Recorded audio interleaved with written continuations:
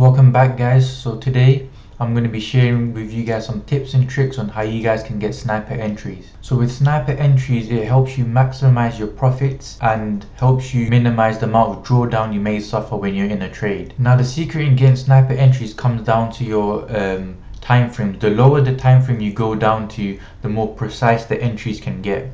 So to give an example of a trade that I took today, you can see that I entered right at the wick of this candle and held all the way through to the last point where price found some sort of exhaustion at this level of support, where I took my profits before we saw that push up. So you can see that I maximized on all of this move over here with precise entries from this wick over here. Now I'm going to be discussing with you guys how I was able to catch this trade, and in doing so I'll share with you some tips and tricks. So coming over to my trading view chart, this trade was taken on gold, and we started off by looking at our higher time frame bias, which was bearish, and the reason we were looking for sells only was due to the fact the daily time frame over here, this yellow line at 1740 was holding strong with again several signs of rejection at that level. Once I identified that price was coming back into that level and revisiting it one more time, this was an opportunity to see some sort of reaction to the downside. So once step one was complete of identifying the direction, we dropped down to our structural time frame, which is a 30-minute time frame over here.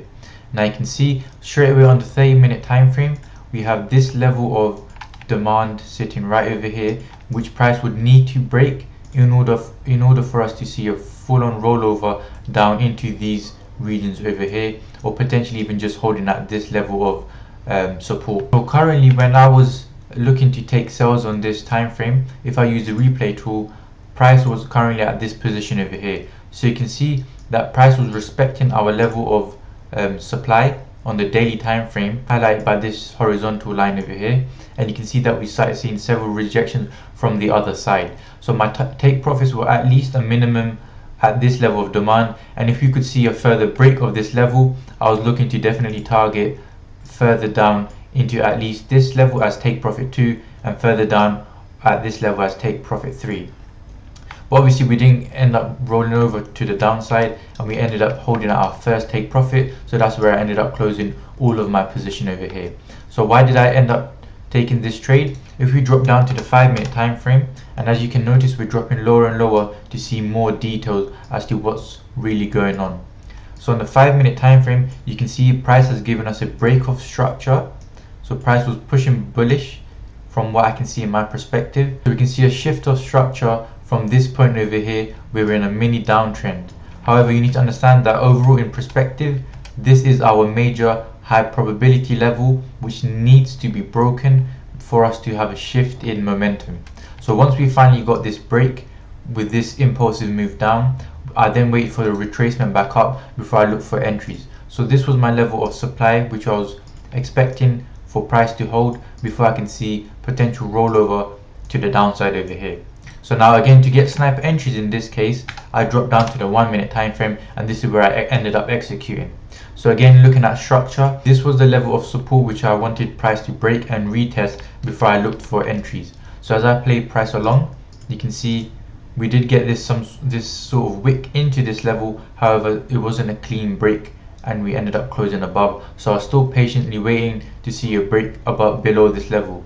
Now another thing to pay attention is not to enter really early, because you can see that on the 1-minute time frame, this level over here is our level of supply which we're trying to look to take sales off of.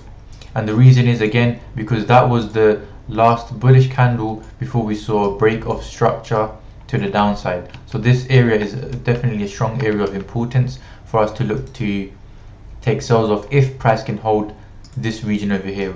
So we're seeing several rejection candles, and now we're anticipating a break of this level before a retest to look for those entries. So playing price along, you can see price did manipulate this area, which if anything gives me more of confidence that we can definitely see a drop to the downside, because now we're taking people's stop losses out, and now we can push in the original move where we wanted to go.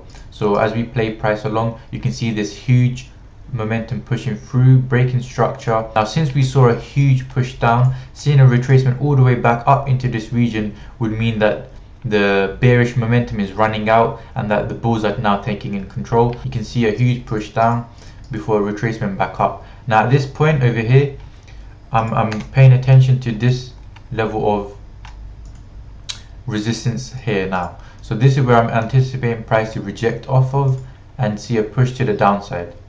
So this is where I'm looking to take my entries with my stops just above these highs as such over here, and I'm targeting my TP1 highlighted by this dotted line over here.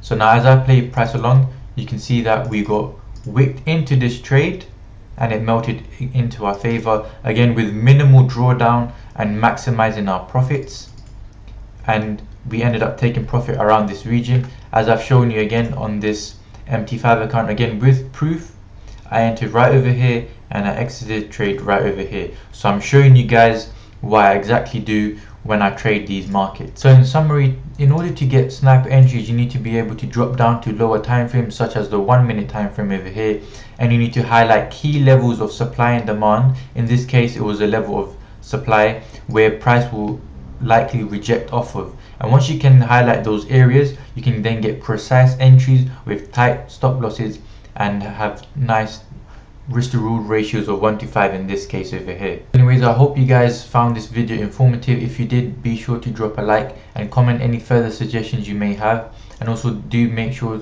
to subscribe to this channel as it helps out a lot. And other than that, I'll see you guys next time.